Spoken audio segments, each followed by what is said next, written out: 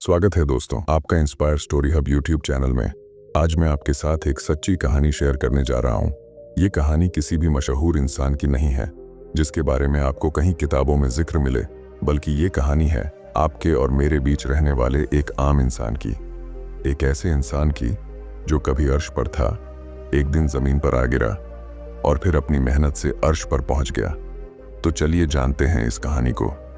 इस कहानी को सुनने के बाद आप महसूस कर पाएंगे कि इंसान में अगर चुनौतियों का सामना करने का जज्बा और परिस्थितियों से लड़ने का मादा हो तो कुछ भी असंभव नहीं। कोई भी परिस्थिति या चुनौती इंसान को तब तक मजबूर नहीं कर सकती जब तक कि इंसान ही उसके सामने हथियार ना डाल दे। ये रियल लाइफ इंस्पिरेशनल स्टोरी हमें बताती है कि बुलंद इंसानी हौसले किसी भी चुनौती को पस्त करने पर मजबूर कर सकते हैं। दोस्तों, अगर ये कहानी आपको प्रेरणा दे तो वीडियो को लाइक करें, अपने दोस्तों के साथ शेयर करें और चैनल सब्सक्राइब जरूर करें। ये बात उस समय की है जब मैं कॉलेज में पढ़ा करता था। कॉलेज का समय शायद किसी के भी जीवन का सबसे रोमांचकारी समय होता है। पढ़ना लिखना, घूमना फिरना, मूवी देखना, क्लास बंक करना, पार्क्स में बैठकर टाइम पास करना। मेरा भी जीवन कुछ ऐसे ही बीत रहा था। मैं भी अपने दोस्तों के साथ अक्सर एक पार्क में बैठकर टाइम पास किया करता था। ये हमारे शहर का एक वेल मेंटेन पार्क है। इसके चारों तरफ बहुत सारी दुकानें हैं। उन दुकानों के आगे पान, पानी पूरी, आइसक्रीम, फास्ट फूड आदि के बहुत सारे ठेले खड़े रहते हैं। इस पार्क में बहुत सारे लोग अपनी सेहत बनाने के लिए सुबह शाम घूमते नजर आ जाते हैं। शाम के समय तो लोग अपने परिवारों के साथ यहाँ आकर तरह तरह की चीजों को खाने पीने का लुत्फ उठाते हैं। हम भी हफ्ते में एक दो चक्कर तो इस पार्क के लगा ही आते थे। एक बार कुछ व्यस्तता के चलते हम दोस्त काफी दिनों बाद पार्क घूमने गए। पार्क में घूमने फिरने के बाद कुछ खाने की इच्छा लिए हम लोग ठेले वालों की तरफ गए।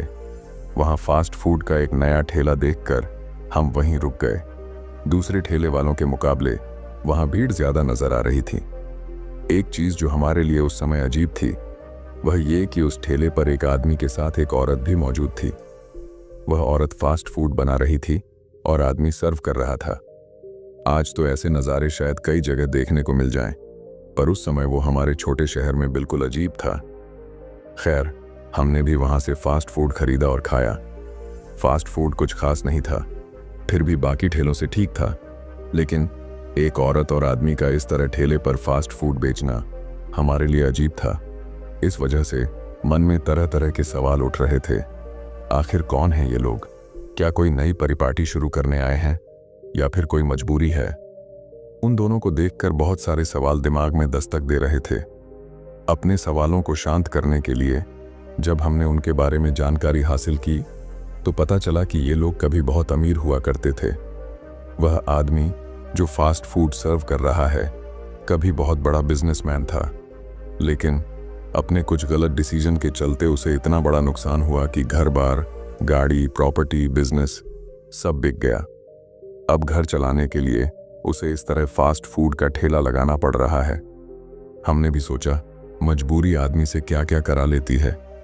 जो आदमी कभी खुद करोड़पति था, जिसके घर पर नौकर चाकर थे, आज सड़क पर ठेला लगाकर लोगों को फास्ट फूड सर्व कर रहा है। अपने रूटीन के हिसाब से हम दोस्त अक्सर पार्क में घूमने जाते रहते थे। हमने उस ठेले को हमेशा वहीं देखा, उस औरत और आदमी को उसी तरह काम करते हुए पाया। कभी हमने उन दोनों के चेहरे पर कोई मजबूरी, शर्म या चिंता की लकीरें नहीं देखी। उन्हें देखकर ऐसा लगता ही नहीं था कि उन्होंने इतना कुछ खोया है। हमेशा चेहरे पर हंसी, लोगों से मुस्कुराकर बात करना उनकी जिंदा दिली को साफ साफ बयां करता था। अब हमारे कॉलेज खत्म हो चुके थे। ज्यादातर लोगों को अलग अलग जगह पर जॉब लग चुकी थी। मुझे भी किसी दूसरे शहर में जॉब मिल गई और मैं वहां नौकरी करने चला गया। नौकरी के दौरान घर आना जाना लगा रहता था, पर पार्क जाने का मौका कभी नहीं मिला। काफी वर्षों बाद एक बार जब मैं अपने पैतृक शहर में ही था तो एक पुराना दोस्त मिल गया। उसके साथ घूमने फिरने के इरादे से जब एक जगह पर पहुंचा तो देखा वही औरत ठेले पर फास्ट फूड बना रही थी और कुछ लड़के सर्व कर रहे थे। फौरन मैंने अपने दोस्त से पूछा, यार ये हस्बैंड वाइफ तो पार्क के पास ठेला लगाते थे ना, फिर अभी यहाँ कैसे? और उसका हस्बैंड भी कहीं नजर नहीं आ रहा है। उसने मुझसे कहा, भाई अब ये लोग गरीब नहीं हैं। अपने शहर के सबसे पॉश इलाके में इनका मकान है, अच्छी खासी प्रॉपर्टी बना ली है। हस्बैंड ने फिर से अपना वही पुराना बिजनेस शुरू कर दिया है और वो उसको संभालता है। फास्ट फूड का बिजनेस ये औरत संभालती है।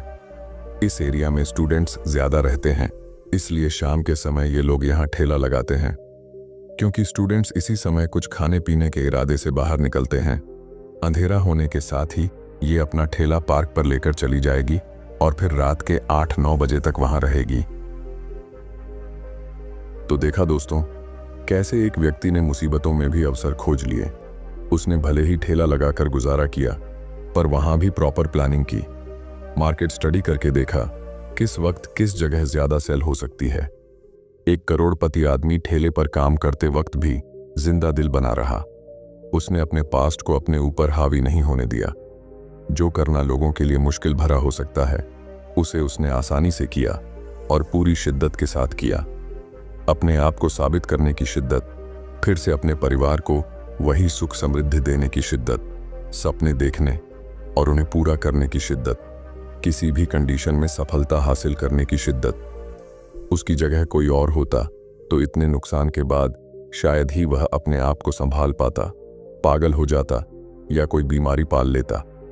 पर उसने अपने आप को संभाले रखा, अपने सपनों को बुझने नहीं दिया, उनके रंगों को फीका नहीं पड़ने दिया। और उसकी स्थिति में उसकी वाइफ भी उतनी ही समझदार और सहयोगी बनी रही, जिससे उन्हें अपना मुकाम फिर से हासिल करने में आसानी रही। इसलिए दोस्तों, परेशानियों से घबराएं नहीं, उनका डटकर सामना करें। ये सोचें कि ये आपको परेशान करने नहीं, बल्कि आपको कुछ सिखाने आई हैं, आपको और मजबूत बनाने आई हैं।